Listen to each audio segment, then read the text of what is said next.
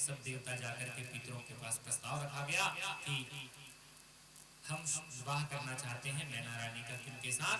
तो बोले हिमराज के साथ में, तो आप हमें इस बात के लिए स्वीकार्यता प्रदान करें। तो बताया गया कि उस समय सारा दृष्टांत बताया ब्रह्मा जी ने, नारद जी ने। क्या? तो बोले सती जो है, सती माँ जो है, वो दक्ष के यज्ञ में जाकर के अपने आप को भगवान शिव के लिए समर्पित करके वहां से वो भस्म हो गई थी। और इसके बाद में जो माँ सती है वो पार्वती के रूप में आपकी पुत्री के गर्भ से ही वो पार्वती के रूप में आई हुई, ऐसा सनत कुमारों का कहना है, वरदान। तो पर्वत जो पितर हैं वो प्रसन्न हुए और कहते हैं इसमें तो अच्छी बात है। तो सब ने धूमधाम से शादी करी। किसकी विवाह करी? तो बोले मैना रानी और हिमराज। तो विवाह हुआ। विवाह हुआ तो इस समय देखिए एक बार क्या हुआ कि जैसे पंडित जो हैं आजकल विवाह में जाने के लिए थोड़े से कतराते हैं। क्यों? क्योंकि अगर सनातन हिंदू धर्म की दुर्दशा देखनी है, सनातनियों की दुर्दशा देखनी है, तो इनके विवाह में चले जाए। क्या करते हैं? तो बोले देवताओं के पूजा के सामान के व्यवस्था से पूर्व अपनी व्यवस्था का ध्यान आया। ये क्या है? ये शास्त्र के बिल्कुल विरुद्ध है।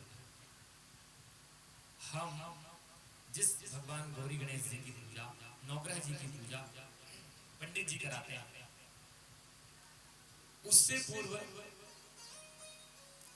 कुछ लोग जो हैं वो विवाह में, अब विवाह में लोग इसीलिए आते हैं कि आज वहां जुगाड़ हो जाएगा, यही सोच कर।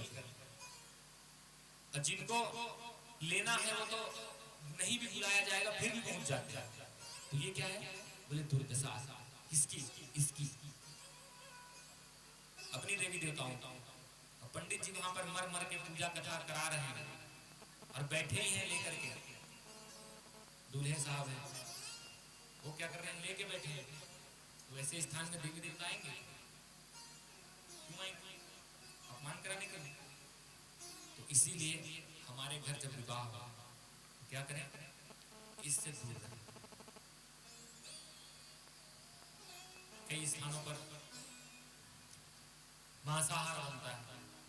ये मांसाहार भगवान स्वीकार करेंगे? इसको आएंगे ऐसे स्थान पर? कतई नहीं आएंगे। कितना भी कुछ ड्रामेबाजी कर लो, कुछ होने वाला नहीं है। इसीलिए इसका परित्याग कर दें, छोड़ दें। आज तक व्यवहार में हो तो चलिए, लेकिन अब ये सोचिए कि इससे कुछ होने वाला नहीं है। अगर ऐसा व्यवहार हमने बना करके रखा है तो इसको त्यागने की बहुत अत्यंत आवश्यकता है। और तत्क्षण, इसी क्षण त्यागने की आवश्यकता है। नहीं आते भगवान ऐसे स्थान पर जहाँ पर मदिरापान होता है, जहाँ पर दुष्टाचरण होता है, जहाँ पर जीवों को काटा जाता है। ऐसे स्थान पर देवता आते ही नहीं है। अब उसके बाद ये तो हो गया पहला बात। दूसरी बात, पंडित जी की दुर्दशा। रात को धड़ाम धड़ाम धड़ाम धड़ाम धक धक करने लगा चलेगा और 11-12 बजे तक ये सब चलने के बाद में 1-2 बजे पंडित जी को उठा करके चलो जल्दी शॉर्टकट में निपटाओ। जो काम मुख्य है उसको शॉर्टकट में निपटाओ। और 3 दिनों तक पूरा नाचा गाना पूरा चलेगा, लेकिन जिस समय पूजा कराना है उसी समय को शॉर्टकट में करो। तो बोले क्या भैया? तो बोले महाराज बड़ देरी होते शादी में, लेकर लगन पूजा करा देते थे। ठीक है, लगन पूजा भी ठीक है, लेकिन लगन पूजा में ब्राह्मण का काम केवल लगन लगाने का होता है। और कुछ चतुर लोग क्या करेंगे? बोले महाराज को लगन पूजा के लिए बुलाते हैं, फिर बोले महाराज साखोचार भी करो, महाराज एक सिंदूर करवा देना, महाराज एक काम करना, थोड़ा सा कोरा बैठा देना। तो पूरा ही कराना है तो साखोचार ही करना। तो ऐसी दुर्दशा हुई है। और अभी तो ये कुछ नहीं है, कलयुग है, अपना प्रभाव दिखाएगा। लेकिन जितने लोग समझ सकते हैं वो समझें, और ना समझने वाले ना समझने के लिए बैठे ही हैं। जो समझ सकता है उसी को समझाया जाना चाहिए, और जो पहले से समझ के बैठा है उसको समझाने की जरूरत नहीं है। तो इसलिए यहाँ आकर के बैठो तो क्या होगा, तो बोले कुछ तो समझ आए। एक जने कहते हैं पंडित जी गए थे हमारे विवाह कराने के लिए, उसको हमने ही बोला था कि भैया हमारी व्यस्तता कार्यक्रम है तो आप आज चले जाए, तो बोले ठीक है चले जाएंगे। उन्होंने फेरा कराया, भैया फेरा कराया, तो फेरा उन्होंने 4 कराया। वेद में चार फेरे के नियम है ना, इसमें 4 फेरे है ना, तो 4 फेरे कराए उन्होंने।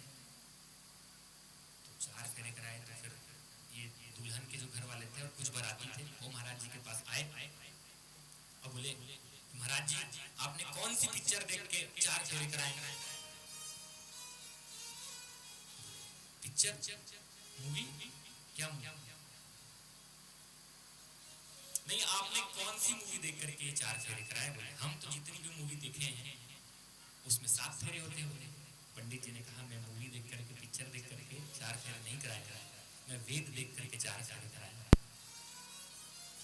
वो एक मूवी आया था, पिक्चर आया था, फिल्म आया था, क्या नदिया के पार, हिंदी में था नदी के पार, वहीं से 7 फेरा चालू चला। वो 7 फेरा कह दिया तो 7 फेरा सब कराने लगे। मलुक पीठाधीश्वर जी महाराज पूज्य श्री वृंदावन के हैं, वो कहते हैं कि शास्त्र में 4 फेरे का ही आदेश है।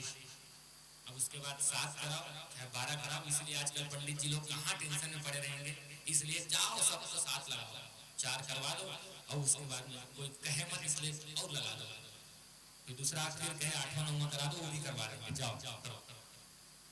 कहाँ पर टेंशन में पड़े रहेगा? पी के आके कहते हैं कि महाराज ने तो 4 फेरा करा, उससे अच्छा जाओ भैया 7 फेरा करा। तो ऐसे व्यवहार से बचना चाहिए, बचा जाना चाहिए। तो इस समय मैना रानी और हिमराज जी की विवाह तय हुई और मंगल परिणय हुआ। मंगल परिणय होकर के उन दोनों का विवाह संपन्न हुआ, दोनों दाम्पत्य जीवन में रहने लगे। तो ब्रह्मा जी एक दिन उनके पास आकर के उनसे कहते हैं कि आप लोग शिव शिवा का ध्यान किया करिए, शिव जी का ध्यान किया करिए, शिवा जी का ध्यान किया करिए, जगदम्बा जी का ध्यान किया करिए। दोनों सतत निष्कपट भाव से भगवान शंकर जी का और मां जगदम्बा जी का ध्यान किया करते थे, देव वंदन किया करते थे। और जितने भी उनके घर पर गौएं थी और इसके साथ साथ में संत थे आसपास, उन सभी को वो बड़ा संतुष्ट किया करते थे। ये सोच लिए कि अब भगवती मां जगदम्बा जो है वो हमारी पुत्री होने वाली है। तो इसके लिए देखिए देवता तो वचनबद्ध कर दिए, देवताओं ने तो कह दिया, सनत कुमार ने कह दिया कि तुम्हारे यहाँ ये होगा। क्या होगा? तो देवी जो है वो पार्वती के रूप में आपके यहाँ आएंगे, तो उसके लिए हमको भी प्रयत्नशील होना जरूरी है। जैसे भगवान शंकर ने बेलपत्र वाले तो चढ़ाना चाहिए, बेलपत्र तो चढ़ाना ही है, चाहे घी में चिपका चढ़ाओ, चाहे मधुरस में चिपका चढ़ाओ, चाहे दूध से चढ़ाओ, चाहे जैसे चढ़ाओ, चढ़ाना चाहिए। लेकिन परीक्षा में पास होने के लिए पढ़ना पड़ेगा। कर्मण्य वालिकार बिना पढ़े कभी भैया भगवान बोले पास कर दी, तो भगवान खुद कहते हैं कर्मण्य वालिकार, कर्म करना पड़ेगा, अन्यथा कुछ होने वाला नहीं है। तो इसीलिए पूजा तो करना ही है और इसके साथ साथ अपना कर्म भी करना। तो कर्म ही प्रधान पूजा है। कर्मकांड और भक्ति में अंतर भी बता दिया था। तो इसीलिए कर्म करते करते हमको भगवान का सतत ध्यान, निवेदन, अर्चन इसको करना ही है, इसकी आदत हमको बना लेनी चाहिए। हिमालय और माँ मैना जो है वो भगवान का सतत ध्यान कर रही है, अम्बा को प्राप्ति करने के लिए माँ जगदम्बा का भी ध्यान कर रहे हैं। यहाँ देवता अम्बा की स्तुति के लिए कहाँ पहुंच गए? तो बोले जहाँ पर हिमराज जी हैं और माँ मैना है, वो दोनों जहाँ पर ध्यान कर रहे हैं वहीं पर देवता पहुंच गए और देवता जाकर के उन्हीं के साथ में माँ अम्बा जी का ध्यान करने लग गए। ब्रह्मा जी कहते हैं कि नारद जी, उस समय इंद्र देवता, विष्णु जी और वहां पर हम भी उपस्थित हुए थे और जितने भी सनत कुमार हैं वो भी आकर के माँ मैना और हिमराज जी के साथ भगवती जगदम्बा जी का ध्यान कर रहे हैं। माँ जगदम्बा प्रसन्न होती हैं और अपना विशाल रूप धारण करके उन दोनों के समक्ष आकर के कहती हैं कि मैना, वरम ब्रूया, बोलो क्या चाहिए। दोनों के आंख से अश्रुधार निकलने लगे। और माँ कैसे आई थी? तो बोले स्वर्ण उनका जो रथ था वो स्वर्ण रथ था। तो उसमें माँ जगदम्बा दीप्तिमान होते हुए उस स्थान पर आई और दिव्य आभूषण और प्रेम विग्रह रूप में माँ जगदम्बा जो है वो दोनों को दर्शन प्रदान करा रहे हैं, भगवान देवताओं को दर्शन प्रदान करा रहे हैं। सभी देवताओं ने साष्टांग प्रणाम किया। मैना रानी ने उनको देखा तो विवल हो उठी और प्रेम अश्रु उनका झरझर गिरने लगा। तो माँ मैना ने कहा, देवी मेरी इच्छा है कि मेरे 100 पुत्र हो और 100 पुत्र होने के साथ साथ आप भी मेरी पुत्री के रूप में अवतरित हो। माँ ने कहा, अच्छा 100 पुत्र हो? तो बोले कैसे पुत्र चाहिए? तो बोले इतने बलवान हो, बलिष्ठ हो और अपने आप में सर्व सक्षम हो, ऐसे पुत्र हमको चाहिए।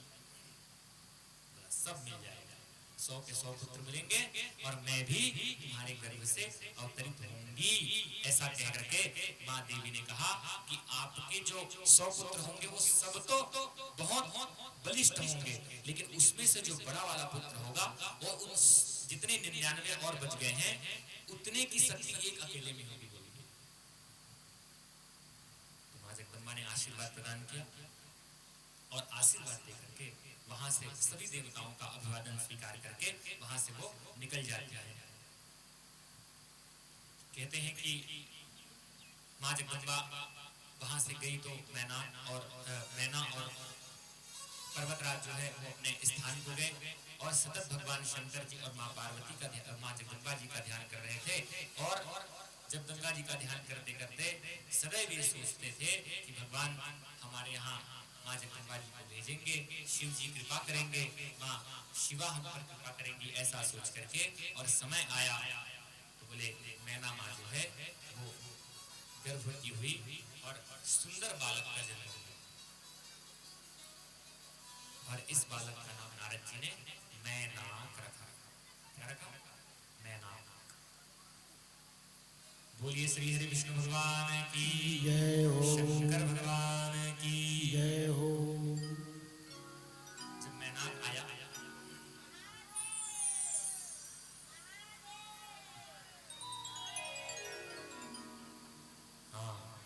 महादेव महादेव महादेवेति यो वदेत् एकेन मुक्तिमाप्नोति द्वाभ्यां सम्पूर्णी भवेत्।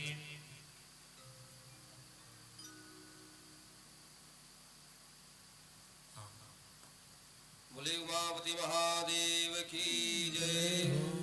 मन तरसत हरि दर्शन को आज, मन तरसत हरि दर्शन को आज, मन तरसत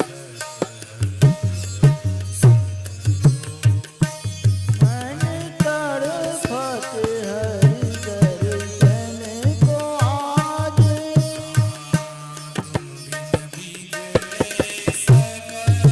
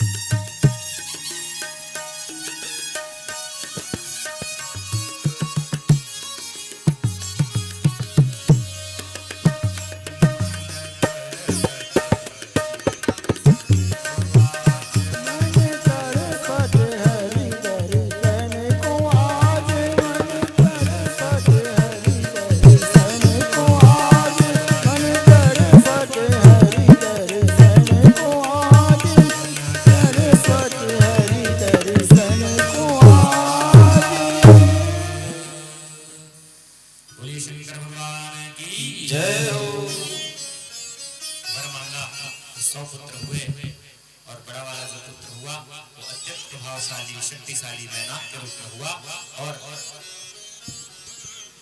बड़ा दीर्घायु हुआ, बड़े लंबे समय तक जीवन यापन करने वाले। और भगवान ने भी उनको आशीर्वाद दिया था, माँ जगदम्बा जी ने भी उन्हें आशीर्वाद दिया था। सनत कुमारों का वरदान सिद्ध करने के लिए समय अनुसार जो माता पार्वती हैं वो आने वाली हैं, उनका एक समय बनता है। और जब कोई कहीं से कोई अधिकारी आए तो गांव में माहौल बन जाता है ना? कहते हैं कि विधायक जी आने वाले हैं तो 5-6 टेंट आदि लगा दो, अथवा अगर मंत्री जी आ रहे हैं तो 20-30 पंडाल लगा दो, और अगर मुख्यमंत्री जी आ रहे हैं तो डोम लगा दो। तो ऐसा व्यवहार होता है। तो इस समय कौन आने वाली है? तो बोले जगत जननी माँ जगदम्बा, जो सबका उद्धार करने वाली है और देवताओं का भी उद्धार करने वाली है। क्यों? क्योंकि तारक नामक जो दैत्य है वो इन्हीं के पुत्र से उनका प्राणांत होने वाला है, जिन्होंने देवताओं को, देवराज इंद्र को पहले ही बता दिया गया था, देवराज इंद्र को धक्का मार करके वहां से निकाल दिया। और तारकासुर जो है वो त्रिकाल शक्ति के रूप में सबको त्रास देने वाला है। और इस समय माँ के आने से पूर्व जो पूरा माहौल है वो तैयार होने लगा, सुगंधित हवाएं बहने लगी। देवता जो है वो पुष्प वर्षा करने के लिए अपने अपने सब प्रकार से व्यवस्थाएं बना रहे हैं। सुन नगा कथा सुन, कोई बात नहीं, वो सुन रहे हैं। देखो जैसे कभी बताए ना कि पत्नी ने भेजा, लेकिन ये स्वतः है और श्रद्धा पूर्वक कथा सुन रहे हैं। आंख लटक जाती होगी, लेकिन फिर भी श्रवणेंद्रिय के माध्यम से कथा श्रवण कर रहे हैं। बोलिए श्री शंकर भगवान की जय हो। माँ जगदम्बा जब उनको चतुर्भुजी रूप में दर्शन देते हैं कि कहते हैं कि मेरे आने का कुछ समय है शेष, इसलिए आप सभी शंकर जी की प्रार्थना करें, शंकर जी की पूजा करें और निश्चित तौर पर हम आने वाले हैं। माँ जगदम्बा जी का ये वचन सुन करके जो मैना माँ है और पर्वतराज हैं हिमराज, वो बड़े प्रसन्न हुए और प्रसन्न होकर के सतत भगवान शंकर जी का ध्यान कर रहे हैं। तो शंकर जी के ध्यान करने से इनके जो मुखमंडल हैं और शरीर का जो आभा है वो सतत बढ़ने लग गया। सभी तरफ आकाश में देवताओं ने तैयारी कर ली और वहां पर पर्वतराज हैं, तो जितने भी पर्वत हैं वो सब बड़े प्रसन्न हैं कि हमारे मालिक हैं, हमारे मालिक के यहाँ पुत्री आने वाली है। पहले बेटी आती थी तो बड़ा सौभाग्य मानते थे, लेकिन एक समय आया तो कुछ लोगों ने बड़ा आश्चर्यजनक इसको बदनाम कर दिया। बेटी यही तब बेटा आना चाहिए। कैसे बेटा आना चाहिए? वही बेटा जो मदिरा पी करके इधर उधर हुल्लड़बाजी कर रहा है, वही तो आ रहे हैं, और क्या है, वही तो हो रहा है।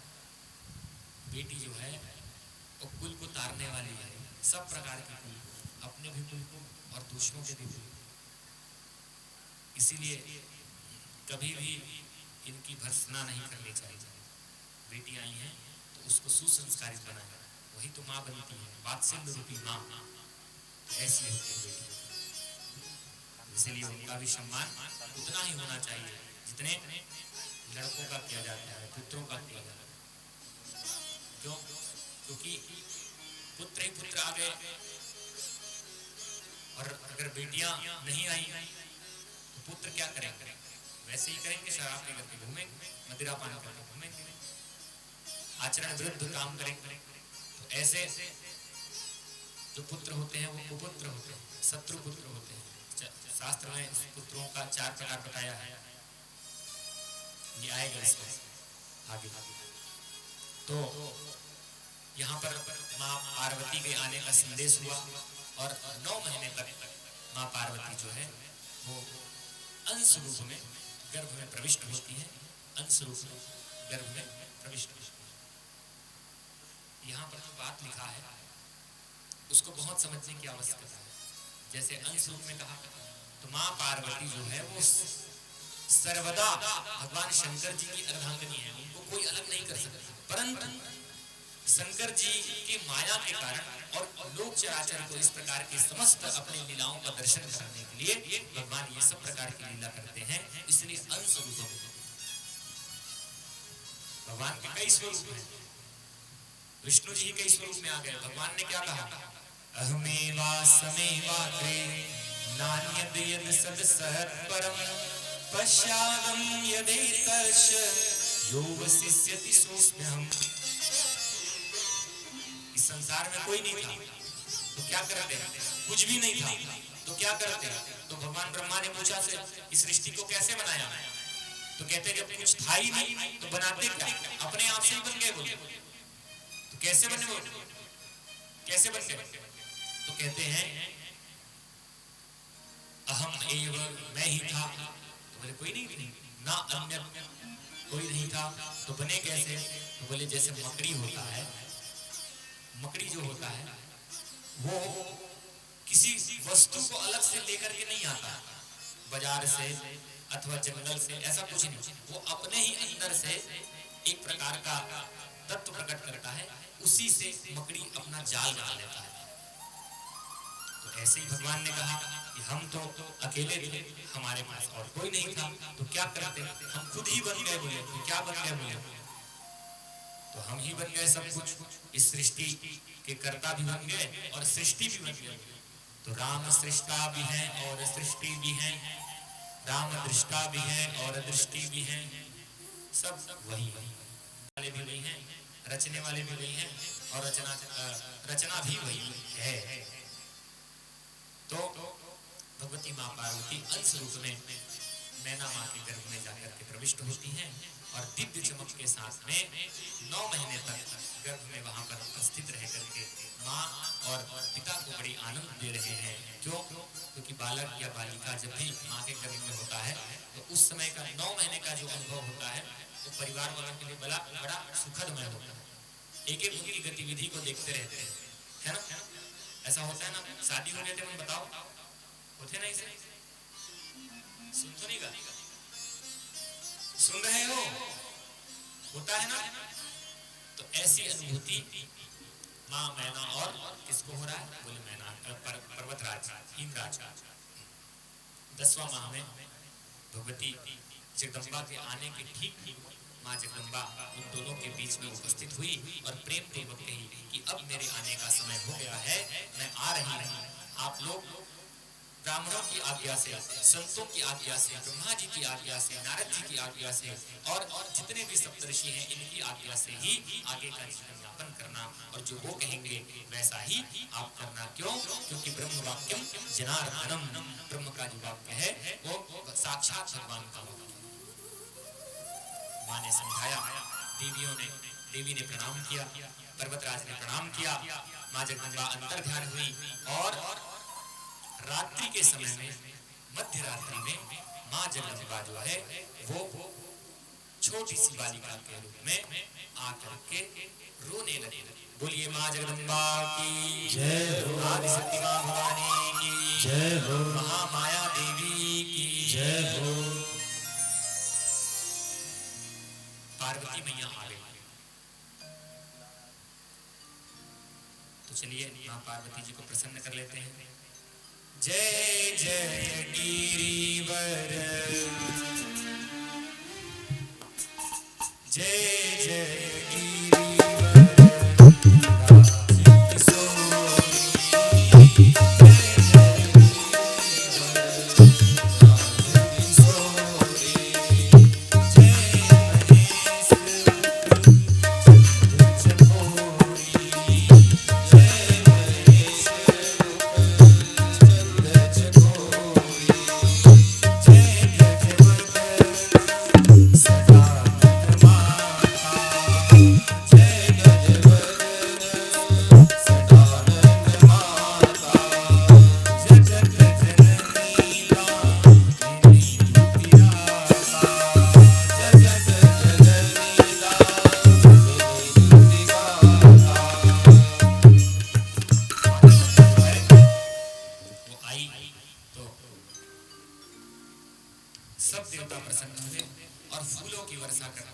सुगंधित हवाएं जो हैं वो चलने लग गई। पर्वत जो है अपने अंदर से सब प्रकार के सुगंधित हवाओं को छोड़ने लग गए और जितने भी देवता इनके दर्शन के लिए आकाश मंडल से देख रहे थे उन्होंने सबने पुष्प वर्षा करके जगदम्बा माई जी का पूजन अर्चन किया। चंद्रमा का मुंह करवा देगा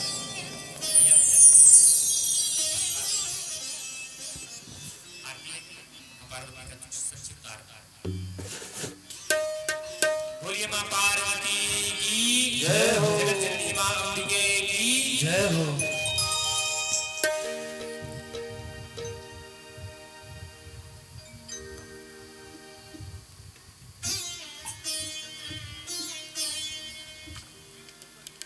हरि ओम महादगुं गविः प्रजननं मेधसवीरगुं सर्वगणगुं स्वस्ते आत्मसनिं प्रजासनि लोकसन्निभयसनि अग्निं प्रजां बहुलां मे करोदन्नं वयोरितो अश्माशु दत्त मुखे ते ताम्बूलं नयनयुगले कज्वलकला ललाटे काश्मीरं विलसति गले मौक्तिकलताम्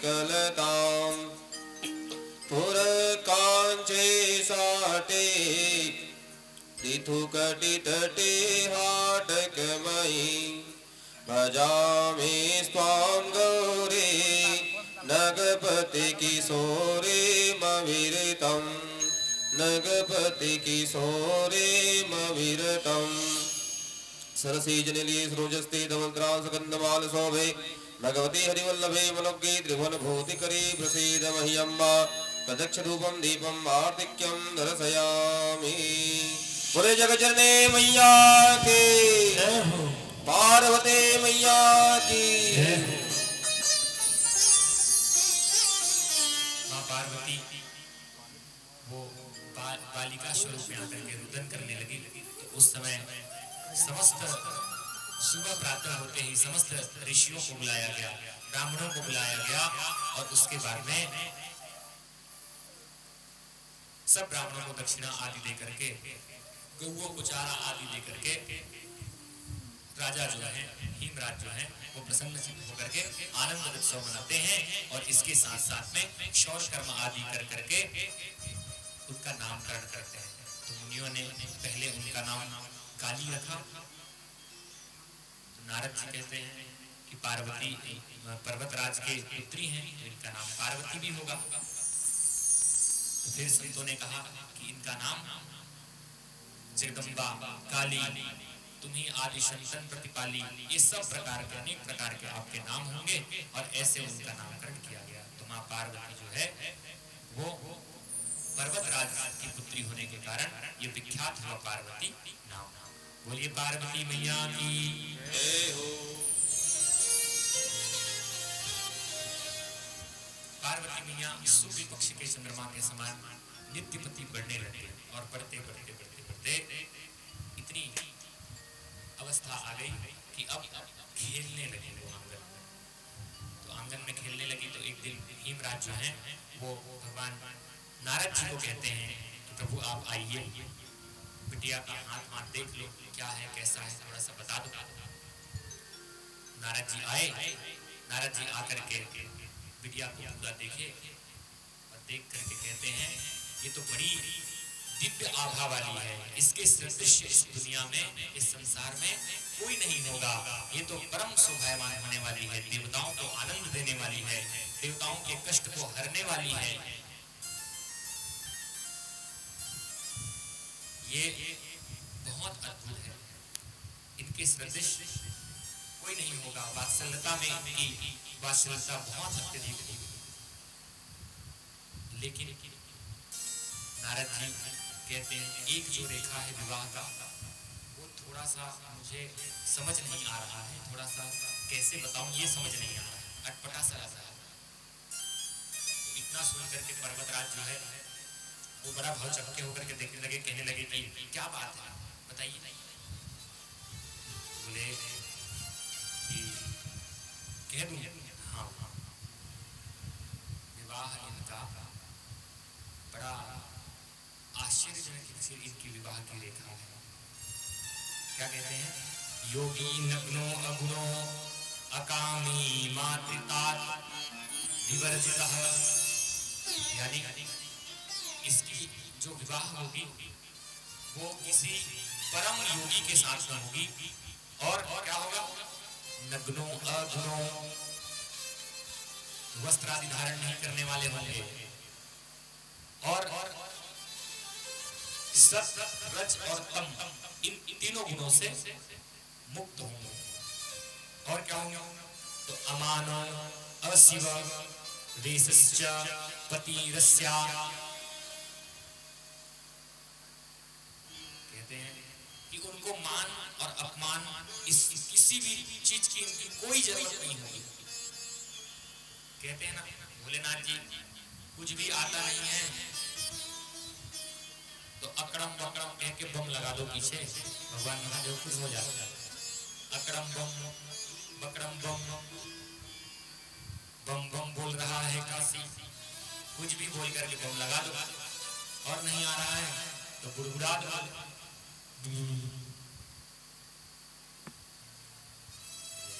ऐसे तो ऐसा कौन है? ऐसे ऐसे ऐसे कौन है? बोले भाई इनकी रेखा में है तो है। तो पर्वतराज जो है वो भगवान नारद जी का चरण स्पर्श के लिए साष्टांग दंडवत प्रणाम कर लिए कि नारद जी इससे बचने का कोई उपाय है? तो बोले उपाय है। क्या उपाय है? तो बोले ये जितनी बातें मैं कह रहा हूँ वो सब शंकर जी के पास है, शंकर जी के पास।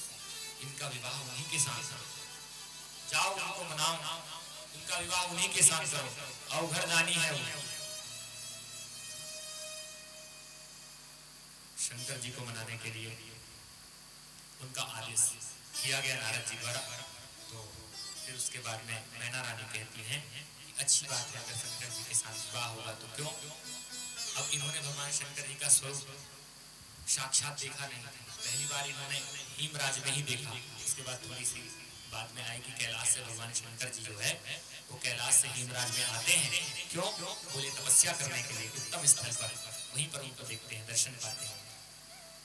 इस समय नारद जी के बात के अनुसार से माँ मैना रानी जो है वो और पर्वतराज जो है वो दोनों मिलकर के भगवान शंकर जी का ध्यान कर रहे हैं। शिवः सर्वेश्वरः सेव्या अविकारी प्रभुरव्यवा शीघ्र प्रसादः स शिवः तां ग्रहीष्यस्य संशयः।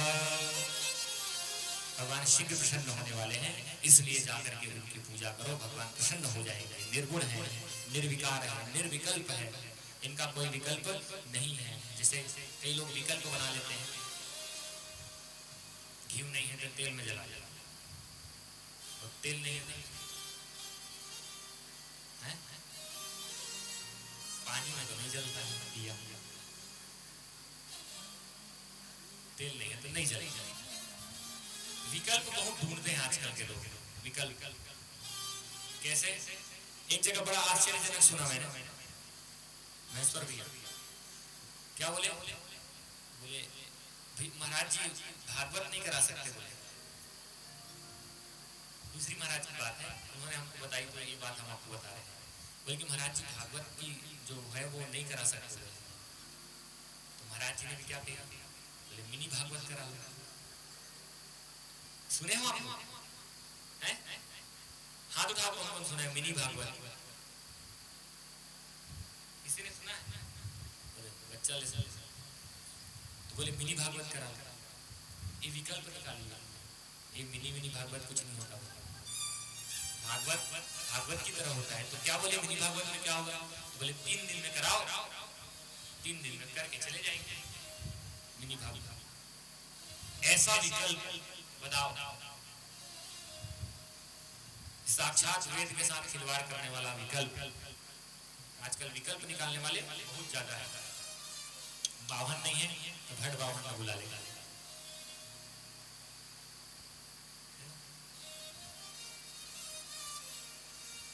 तो ये विकल्प पहले साहू लोग ही तेल का काम करते रहे, लेकिन समय बदला, लोगों ने विकल्प निकाल लिया तो कई लोग फिर तेल का काम करना शुरू कर दिया। पहले ब्राह्मण लोग ही वेद का काम किया करते थे, अब सब कर रहे हैं। तो ऐसे सब विकल्प आए, तो विकल्प कभी कभी हानिकारक हो जाता है।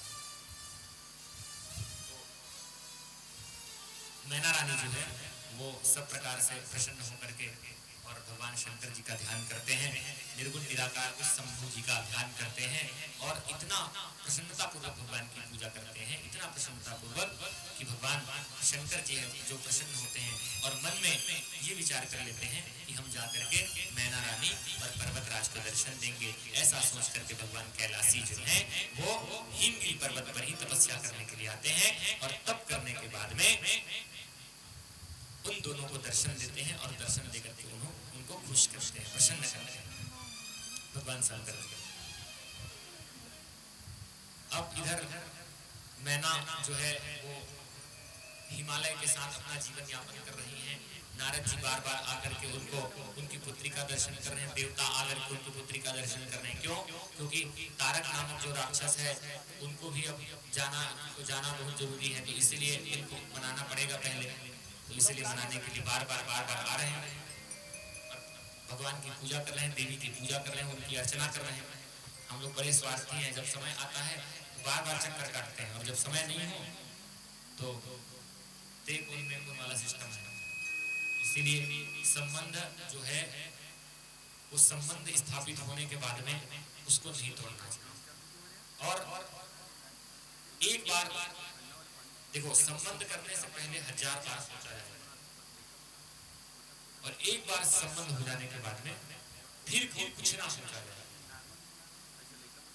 आंख कान बंद करके हमारे संबंधी बस इस चीज का ध्यान रखें।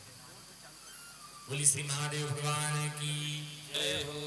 माँ पार्वती को नारद जी ने कहा कि देवी आप शंकर जी की अर्धांगिनी होंगी, इसलिए भगवान शंकर जी की तपस्या कर। माँ पार्वती तपस्या के लिए निकल गई और बड़ा सुंदर उन्होंने तप किया भगवान शंकर जी का।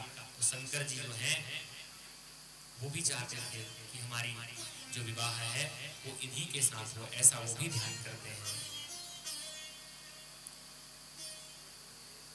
और कैलाश में बैठ करके वो देख रहे हैं कि माँ पार्वती जो है वो तपस्या करने के बाद में ऐसा कौन सा समय आएगा जब हमारी इन दोनों की एक साथ भेंट हो पाएगी। उस समय का भगवान शंकर जी इंतजार कर रहे हैं। देखते देखते माँ तपस्या कर रही हैं तो वहां पर ब्रह्मादि देवता पहुंचते हैं। तब को देख करके बड़े प्रसन्न होते हैं। तो उसी समय जो भगवान शिव जी हैं वो सप्त ऋषियों को भेजते हैं परीक्षा लेने। किनसे? माँ पार्वती से। भाई पार्वती मैया जाकर के परीक्षा लेकर के आइए। तो कैसी परीक्षा? ऐसी परीक्षा लेना ये पता ना चले कि हमने कहीं गया परीक्षा लेने। आप लोग जाइए, सप्त ऋषि हैं वो तैयार हैं परीक्षा लेने के लिए जाने के लिए। और जा करके भगवती जगदम्बा स्वरूप देख करके पहले मन से प्रणाम किया और उसके बाद कहा कि देवी क्या कर रही हैं? बोले हम शंकर जी को नहीं, पहले ये कहा कि हम तप कर रहे हैं। तो बोले क्यों? बोले ये बताने में हमें थोड़ा लज्जा है। तो क्यों लज्जा है? हम जो कहेंगे आप लोग हंसेंगे। क्यों हंसेंगे? तो बोले कि हम ना शंकर जी को पाने के लिए तप कर रहे हैं। तो इसमें हंसने वाली क्या बात? तो बोले शंकर जी जो हैं वो अद्भुत देवता है और उसको पाने के लिए हम तप कर रहे हैं, इसमें आपको हंसी नहीं? बोले नहीं आई, वो तो शादी करने वाले नहीं, विवाह करने वाले नहीं, तो आप करते रहो जाकर के परीक्षा ले। उनको पाने के लिए कौन तप करता है? उनको क्यों पाना? अरे आपको पता नहीं है कि दक्ष के यज्ञ में सती के साथ ये विवाह, इन्होंने जो विवाह करी थी वो सती को दक्ष के यज्ञ में जब वो भस्म हुई उनको वो त्याग दी। राम जी को जब दंडकारण्य में जब मुलाकात हुई तो उसी समय वो मन से ही उनको त्याग दिए थे। तो ऐसे व्यक्ति के साथ में, ऐसे भूत भयंकर के साथ में आप उनका विवाह करेंगे? इससे अच्छा कमलापति है भगवान विष्णु जी से जाकर के उनकी विवाह करा, आप विवाह कर लो, उनको प्रसन्न कर लो। ऐसा समझा करके पार्वती को बहुत समझाया, लेकिन पार्वती जी ने कहा कि हम समझने वाले नहीं हैं, हमको भगवान शंकर ही पति रूप में प्राप्त होना चाहिए। बोलिए शंकर भगवान की जय हो। महादेव महादेव महादेव महादेव हर हर हर हर महादेव हर हर। भगवान शंकर जो है वो यही चाह रहे हैं कि शीघ्र से शीघ्र ये कोई काम बन जाए, बात बन जाए और हमारी अति शीघ्र विवाह हो जाए। ये सोच करके शंकर जी जो है उन्होंने ऋषियों को भेजा है और ऋषियों ने इस प्रकार से परीक्षा ली है माँ पार्वती की। तो पार्वती जी ने कह दी कि हम तो अगर विवाह होगी तो हम शंकर जी से ही अपना विवाह करने वाले हैं, अन्यथा नहीं करेंगे विवाह। तो इस बात पर ऋषिगण उनको बहुत समझाते हैं कि आप कुछ भी करके इस हट को त्याग दीजिए और विवाह ही करना है तो विष्णु जी से कर लीजिए, तो बड़े सुंदर हैं, अच्छे हैं, दिखते भी अच्छे हैं और रहते भी बड़े आलीशान स्थान पर हैं। कहाँ जाओगे? वहां जहां पर धतूरा फूल आदि और बड़े बड़े वृक्ष, बर्फ और सांप बिच्छू इनके साथ रहने वाले हैं, ऐसे स्थान पर जाकर करोगे क्या? विवाह की 4 विधियां हैं, 4 प्रकार के विवाह हैं। कौन कौन से? तो बोले सबसे पहला ब्राह्मण विवाह। ब्राह्मण विवाह यानी ब्राह्मणों को बुला करके यज्ञ संपन्न करा करके विवाह को संपन्न कराना है ब्राह्मण विवाह। उसके बाद गंधर्व विवाह। गंधर्व विवाह तो लड़की लड़का एक दूसरे को पसंद कर लेते हैं और माता पिता की आज्ञा हो जाए कि चलो ठीक है जाते सगाए कर लो, एक गंधर्व विवाह। तो तीसरा राक्षस विवाह। राक्षस विवाह में दुल्हन जो है, दुल्हन को किसी और के लिए सजाया जाता है, परंतु दुल्हन जो है वो किसी और को पसंद करती है और जिसको दुल्हन पसंद करती है उसी को दूल्हा वो लड़का भी पसंद करता है। यानी दुल्हन जो है उसके लिए घर वालों ने दूसरा वर रखा है बना करके शिशुपाल। लेकिन रुक्मिणी माँ जो है वो कृष्ण जी से विवाह करना चाहते हैं। समझ आ गया? यानी जो रुक्मी नाम का जो पुत्र था वो चाहता था कि मेरी बहन रुक्मिणी का विवाह किससे हो? शिशुपाल से हो। और रुक्मिणी क्या चाहती थी? तो बोले रुक्मिणी जो है वो चाहती थी कि कृष्ण भगवान से मेरा विवाह होगा। तो राक्षस विधि में ऐसा होता है कि दुल्हन किसी और के लिए तैयार होती है और उड़ा करके कोई और ले जाता है, लेकिन इसमें दुल्हन और दूल्हे की दोनों की मर्जी होती है। ये राक्षस विवाह है। तो भगवान शंकर का कैसा विवाह हुआ था? तो कृष्ण जी का राक्षस विधेना इससे विवाह हुआ। और उसके बाद पैशाच विधि है, जबरन किसी पुरुष को अथवा किसी लड़की को, कन्या को कोई पसंद कर ले और बलपूर्वक उसको उठा करके ले जाए, ये पैशाच विधि है, ये राक्षसी विधि। बोलिए शंकर भगवान की जय हो। तो इन तीनों में विवाह ठीक है, लेकिन चौथा वाला थोड़ा ठीक नहीं है, इसलिए चौथे वाले को थोड़ा बचना चाहिए। तीनों में ठीक है मेरे पापा, तीनों ठीक है ना, लेकिन चौथा गड़बड़ है, तो ऐसा नहीं करना चाहिए। अपने व्यवहार के लिए दूसरों पर आश्रित ना रहे कभी। जैसे हमको भूख लगी है लेकिन हम बना सकते हैं, उसके बावजूद भी किसी के ऊपर थोप देना कि नहीं मैं खाऊंगा ही नहीं, तुम ही बनाओगे तभी खाऊंगा। काम करना तो सबके लिए जरूरी है, इसीलिए तो सेठ साहूकार लोग जो है वो नौकर रखते हैं, ये तो जरूरी है सबको धन देकर। लेकिन इतना भी नहीं होना चाहिए कि मैं अपना चप्पल खुद ना पहनूं। बहादुर शाह जफर जानते हो भैया? मुगल राजा बहादुर शाह जफर जो है वो सब काम अपने नौकरों से कराता रहा। देवानंद सब काम अपने नौकरों से कराता रहा। तो एक दिन अंग्रेजों का आक्रमण हुआ बहादुर शाह जफर के महल में, और आक्रमण हुआ तो वहां के जितने भी सैनिक थे वो सब अपनी जान बचा करके भागने लगे।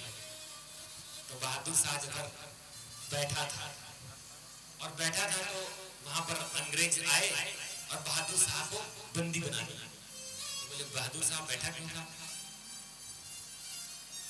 तो बोले चप्पल पहनने के लिए, कि कोई आए सैनिक और हमें चप्पल पहनाए तो हम भागे, इसलिए वो बैठा था।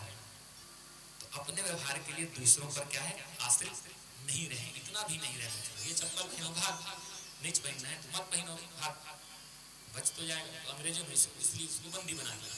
तो इसलिए अपने व्यवहार के कारण दूसरों पर आश्रित ना होना। तो ऐसे हम अपना काम स्वयं करें। कुछ लोग सुबह उठते हैं और उठते ही बिस्तर से पिंड चुराते हैं और भागते हैं फैला कर। उसको थोड़ा सा ठीक से कर लो। उसके बाद बच्चे लोग को यही सिखाना चाहिए।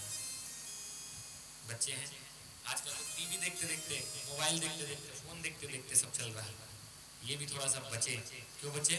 क्योंकि इससे मिलने वाला कुछ नहीं है। क्या देखेंगे? तो बोले रील्स ही देखेंगे, और रील्स में क्या देखेंगे? तो बोले अश्लीलता देखेंगे, और कुछ वही तो चल रहा है आज। जो जितना कम वस्त्र पहन करके रील्स बनाएगा उसी की वीडियो वायरल हो जाएगी।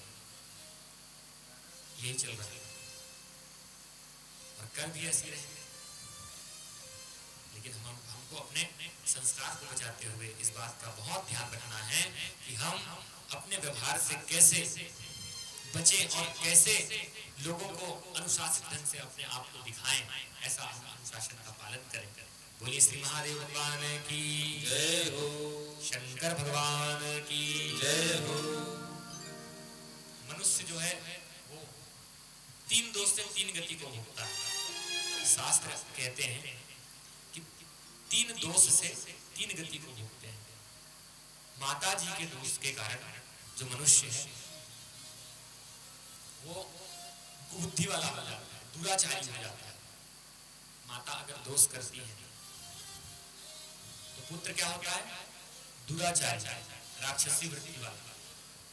और पिताजी दोष करते हैं तो बोले लड़का है मूर्ख हो जाता है, बुद्धि भ्रष्ट, और खुद के दोष से दरिद्र हो जाता है। खुद के दोष यानी माता पिता सब कुछ कर रहे हैं, सब दे रहे हैं, लेकिन फिर भी 100 एकड़ खेत था जिन लोग का, लेकिन ये लड़का जब से आया, इसके माँ बाप जब से गए, 1 एकड़ नहीं बची।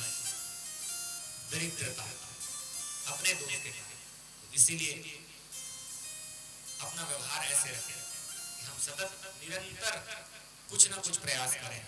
कम मिलेगा, ज्यादा मिलेगा, अधिक मिलेगा, कहीं से कम मिलेगा, लेकिन सतत निरंतर कर्म करें। भोजन किस दिन करते हैं तो शरीर की जितनी आवश्यकता है भोजन की, उतनी ही इसको काम की आवश्यकता है। कर्म करने की बहुत आवश्यकता है। करते रहना, श्रम करते जाना है प्रतिदिन, नित्य प्रति। तो इधर कहते हैं कि भगवान शंकर जो है वो पार्वती माँ के विवाह के लिए इन ऋषियों को भेज दिया और उन्होंने परीक्षा ले ली। लेकिन भगवान शंकर जो है वो सती के कारण विरह में रहते थे, इसीलिए भगवान शंकर जो है वो दिगंबर हो गए। बोलिए दिगंबर भगवान की जय हो। दिगंबराय शिव दिगंबराय नमः शिवाय शिव नमः शिवाय नमः शिवाय शिव नमः शिवाय हर भोले नमः शिवाय शिव नमः शिवाय हर हर भोले नमः शिवाय नमः शिवाय शिव नमः शिवाय हर हर भोले नमः शिवाय नमः शिवाय नमः शिवाय हर हर भोले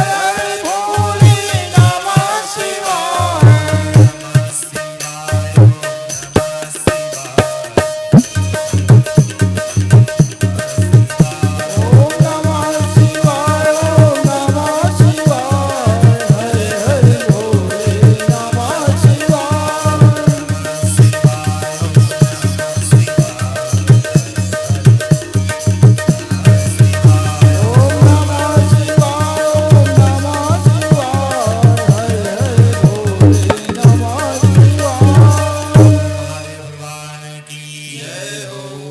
भगवान दिगंबर हुए और सतत सती जी के विरह के कारण बड़ा दुख रहते थे और मानवीय लीला को प्रदर्शित करने के लिए भगवान ने अपनी नेत्र से अश्रु गिराए और एक जो अश्रु गिरा वो हो गया भौम। तो मंगल जो है वो पृथ्वी पर आकर के टपक गया और टिक्का भौम। तो वहां पर माँ पृथ्वी देवी ने उनको बालक स्वरूप जान करके तुरंत, जैसे टिक्का ना तो बालक बन गया छोटा सा, तो उसको तुरंत जान करके उसको पुत्र रूप में प्राप्त करके उनकी सेवा करी और उसी को बना दिया फिर जाओ तुम भौम के रूप में, एक ग्रह के रूप में तुम हो जाओगे। तो मंगल के रूप में उनको स्थापित कर दिया। बोलिए मंगल भगवान की जय हो। तो आजकल 70-80% से अधिक लोगों को मंगल दोष होता है। तो मंगल दोष का निवारण क्या है?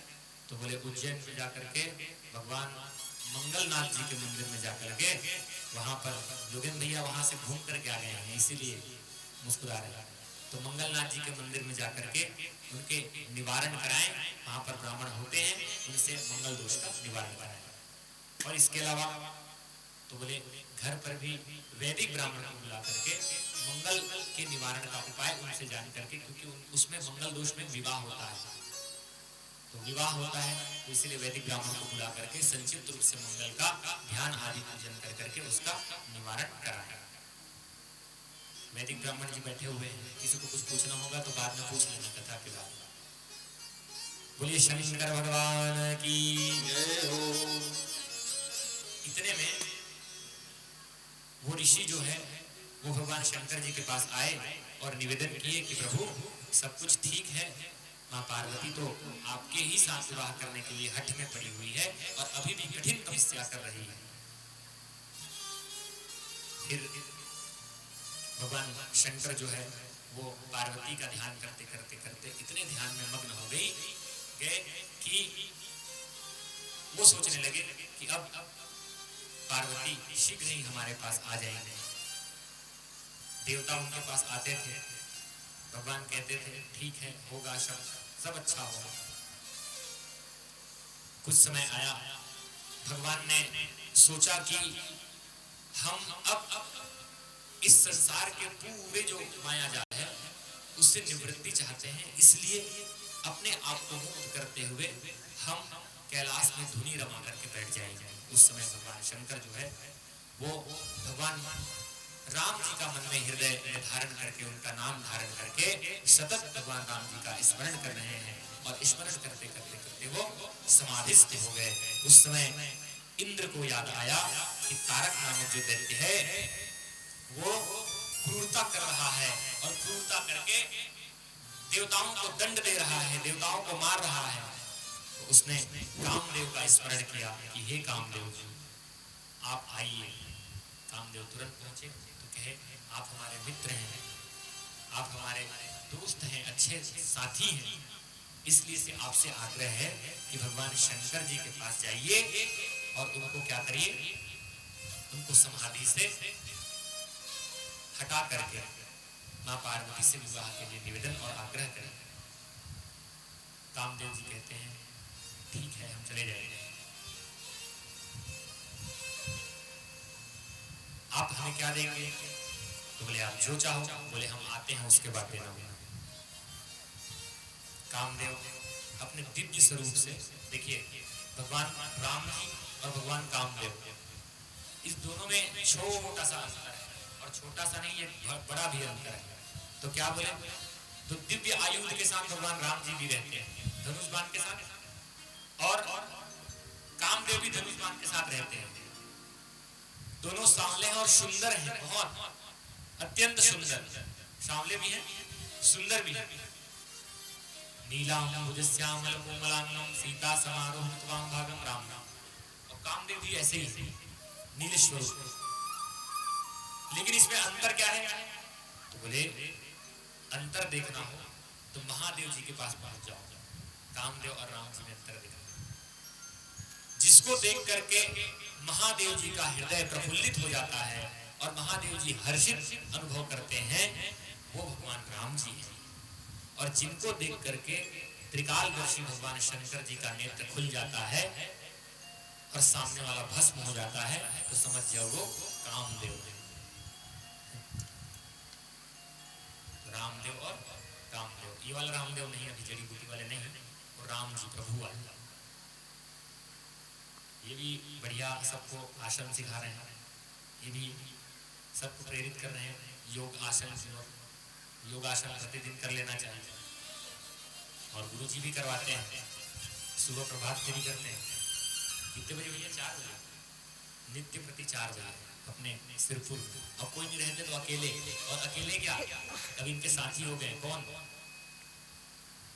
तो भगवान के जैसे साथी खग मृग हो गए थे, वानर आदि हो गए थे, तो वैसे ही शनि जी के वाहन और जो गौवंश हैं वो और भी जो जीव हैं वो सब उनके साथी हो जाते हैं।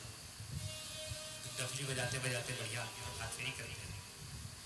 तो ऐसे भगवान शंकर जी जो हैं वो दिगंबर हुए हैं, और उन्होंने इंद्र ने जो है वो शंकर जी के पास इनको भेजते हैं, किनको? कामदेव को। तो वो तैयार होते हैं, और तैयार होकर के बड़े सुंदर रूप धारण करके वो पहुंच जाते हैं शंकर जी के पास। और शंकर जी के पास पहुंचे हैं, वाम भाग में खड़े हैं, और वाम भाग में खड़े होकर के उन्होंने दिव्य बाण चलाया। बाण चलाया तो शंकर जी क्रुद्ध हो गए, और क्रुद्ध हुए तो उनका जो शरीर है वो रक्त दिखने लगा, लाल लाल दिखने लगा। तो ये जो कामदेव है वो डर गया, और डर करके इंद्र को पुकारने लगा, मित्र कहाँ हो? इंद्र जी है। उनके आने से पहले भगवान ने जैसे ही ये बाण को छोड़ा, बाण तो गया और भगवान शंकर जी के पास जाकर के शांत हो गया। पर प्रभु को इसकी बात की पता चल गई, उन्होंने तुरंत अपना तीसरा नेत्र निकाला और जाकर के कामदेव को भस्म कर दिया। दौड़ते दौड़ते दौड़ते दौड़ते इंद्र आदि देवता आए, रति आई, पुकारने लगी, चिल्लाने लगी कि भाई देवताओं, तुम्हारे कारण हमारे पति जी चले गए, कुछ करो। निवेदन करने लगे देवताओं से कि प्रभु कुछ कर लीजिए। देवता कहते हैं कि इसका उत्तम फल मिलेगा, देव कार्य के लिए वो गए हैं तो निश्चित रूप से उत्तम फल इसका प्राप्त होगा। आप लोग निसंकोच रहिए, निसंदेह रहिए। रति को समझाया, लेकिन रति समझने वाली नहीं है। क्यों नहीं समझने वाली? क्योंकि जिसका पति जाएगा वो जानेगा भैया। आजकल लोग क्या करते हैं, दूसरों के घर में जब जाते हैं, पता नहीं क्या हो गया है इस समाज को, बड़ा दुख होता है। किसी के घर मृत्यु हुई है, वहां जाते हैं और बोलते हैं कि दूध है तो चिपटा चिपटा बरल दी से।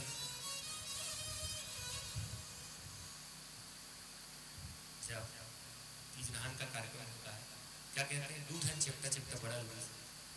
अब कहेंगे कुछ नहीं दी से, वहां खाए बर भी लाइन लगे पड़ी से, पतरी में तक मिली कोई मिलीस पापड़ा, कोई कहीं मिलीस, कोई कुछ मिली, बड़ भीड़ हो गई। जिसके घर में मृत्यु हुई है उसको कितना कष्ट होता होगा, और उसके बाद भी इतनी व्यवस्थाएं करनी है। सोच करके देखते कि हमारा समाज किस दिशा में भागने लगा है।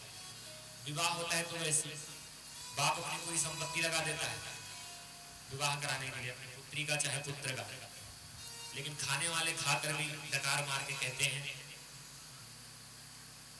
कि ओ भैया थोड़ा से ये चीजें गड़बड़ हो पड़ी से, ओदे चीज हमला नहीं मिल पाई, ऐसे होई वैसे होई, हमला तो मजा नहीं आया, खाना लेट हो गए, हम बड़ देर नहीं खाए। इस प्रकार का व्यवहार हमारे समाज का हो गया। क्या हो जाएगा वहां जाकर के? अगर भोजन नहीं मिलेगा तो क्या हो जाएगा? अपने घर में आके खा लो। ये समाज जो है वो खाने के पीछे दौड़ने लगा। कहीं हो भात खाओ, इससे बचो। क्यों बचो? भात खिलाने की जगह अगर उसका कारण पूछते, उसके दुख का कारण पूछते, ऐसा क्यों हुआ है उसका कारण पूछते, माँ बाप के जो पुत्र हैं वो भाग जाते हैं। कोई भाग करके कर लिया, कुछ हो गया, इसमें बड़ा भयंकर प्रताड़ित किया जाता है। किसको? माँ बाप को। उसकी क्या गलती है भाई? वो अगर अपने पुत्र को अगर रोके तो वो पुलिस में कंप्लेंट करेगा, पुलिस वाले आकर के माँ बाप को 2 डंडा लगाएंगे, और ना रोके तो समाज डंडा लगाएंगे। तो क्या करेगा घर वाला? तो इसीलिए कहते हैं करे तो क्या करे, करे लाख कोशिश, बदलती नहीं है आदत तुम्हारी ना आदत हमारी। आदत हमारी सुधार लें। तो क्या सुधारें? तो बोले पहले से ही इसकी शिक्षा प्रदान करें, भैया कैसे रहना है समाज के बीच में, समझें इस बात। तो ऐसा हमारा व्यवहार होना चाहिए। प्रभु का निवेदन रति मैया कर रही हैं अपने कामदेव को इस प्रकार से भस्म होते शुरू करके, बड़ा उनको दुख हुआ है, और दुख होते होते वो रोने लग गई है, और रोते रोते बहुत विफल होकर के देवताओं से आग्रह कर रही है कि कुछ भी करके कैसे भी मंत्र मार करके कश्यप को बुलाओ, भृगु को बुलाओ, जिसको बुलाना है बुलाओ, लेकिन इनको जीवित करो।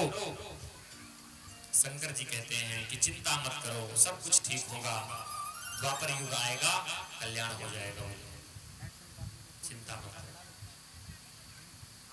भगवान शंकर ने आश्वस्त किया, हो गया है, जो भी बात हुई है ठीक है, लेकिन अब द्वापर युग आएगा जब उसका तुमको थोड़ा समय देखना पड़ेगा, उसके बाद भगवान की कृपा होगी और आपको सुंदर पति आपके जो कामदेव हैं वो प्राप्त होंगे। तो बोले कि अभी तक मैं इतने समय तक क्या करूं? तो बोले मैं ये जो काम का जो अंश स्वरूप है उसको सब मनुष्यों के हृदय में, सब देवताओं के हृदय में प्रविष्ट करा दूंगा। इसलिए हम अत्यधिक कामातुर हो जाते हैं थोड़ी सी बात, सब प्राणी। कामदेव वसंत विहार वाले हैं, इसीलिए हम लोग बाजार में जाएंगे तो कामांध होकर के किसी भी चीज को लेने के लिए फट से अपना मन बना लेते हैं, अथवा किसी कुछ भी बात को देख करके, किसी भी पराई स्त्री को देख करके, पराये पुरुष को देख करके कामांध हो जाते हैं। उस समय भगवान ने सबके हृदय में काम को सौंप दिया, जाओ। तो सबके यहाँ पे काम होने लगे, और काम होते होते इतना काम हुआ कि काम हमारा ही खत्म हो गया। कैसा काम खत्म हो गया? काम तमाम हो गया है। बोलिए शंकर भगवान की जय हो। प्रभु अपने दर से अब तो न टालो,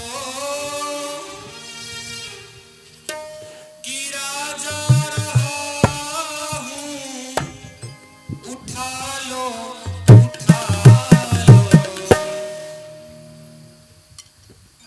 रति कहती है या तो हमको उठा लो।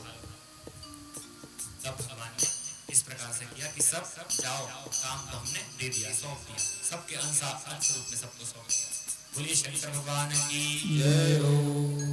अब इधर सब देवता जो विवल हो रहे हैं कि माँ पार्वती वो है कब आएंगी, इनका तब कब होगा, शंकर जी कब आएंगे, कब विवाह करेंगे इनके साथ में, ऐसा सोच करके सब प्रकार से देवता जो है वो प्रयासरत हो रहे हैं। तभी भगवान ब्रह्मा जी हैं वो मैनाक के पास पहुंच गए, मैना के पास पहुंच गए, मैना और हिम के पास में। कहते हैं कि आपकी जो पुत्री है वो तब कर रही है, वो तब भगवान शंकर जी की कर रही हैं, इसलिए आप दोनों इस बात को सुनिश्चित कर लें कि आप दोनों की जो पुत्री है पार्वती, उसका विवाह शंकर जी के साथ होगा। इसके लिए आप लोग तैयारी प्रारंभ कर दीजिए।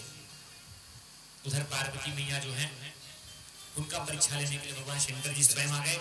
तो आए तो बोले ब्राह्मण वेश धर करके आए, और ब्राह्मण वेश धर करके आए तो कहा कि पार्वती उठो, तब से अपनी नेत्र को खोलो। तो माँ पार्वती ने नेत्र खोला, कहा कि बोलिए ब्राह्मण देवता। तो कहते हैं कि हे देवी, आप इतनी समय से तपस्या कर रहे हैं और मुझ जैसा विरक्त ब्राह्मण यहाँ पर आया है, मांगो क्या मांगती हो।